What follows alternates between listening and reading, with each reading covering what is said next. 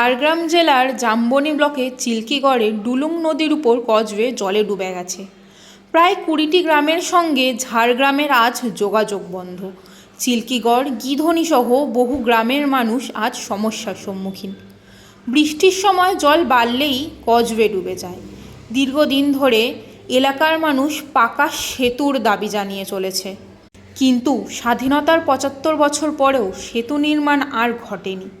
স্থানীয় বাসিন্দারা প্রশাসনের প্রতি হতাশ। স্থায়ী সমাধানের দাবি তারা আজও জানিয়ে চলেছে।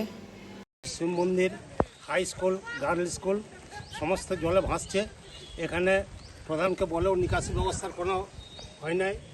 সরকার ড্রেন তৈরি করে দিচ্ছে, সেই ড্রেন একবার রাস্তা বরাবর হয়ে গেছে। এখানে যে প্রধান, সে কোনো কিছু হস্তক্ষেপ করছেন না। এই অবস্থায় মানে পড়াশোনার ছেলেমেয়েদের আসার অসুবিধা, মন্দির টন্দিরে পুজো টুজো দেওয়ার অসুবিধা।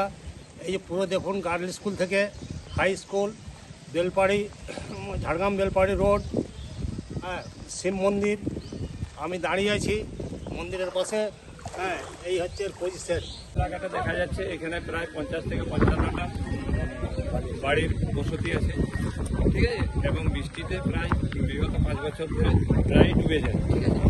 এরপরে পঞ্চায়েত থেকে কোনো নেয়নি, স্টেপও নেয়নি। পঞ্চায়েতকে বলে আমরা অনেকবার ধরে বলেছি, এবং আজকে যে বৃষ্টিটা চলছে সেই অবস্থায় এই বৃষ্টিটা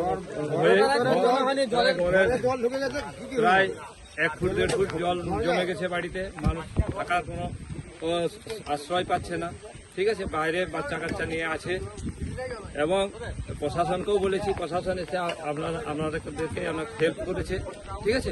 এরপর জল নিকাশের কোনো ব্যবস্থা নেই, এবং এখানে একটা কালঘাটে ছিল, সেই কালঘাটটা বন্ধ হয়ে যাওয়ার ফলে এই জলের জমা হয়ে গেছে, ঠিক আছে। রোডের উপরে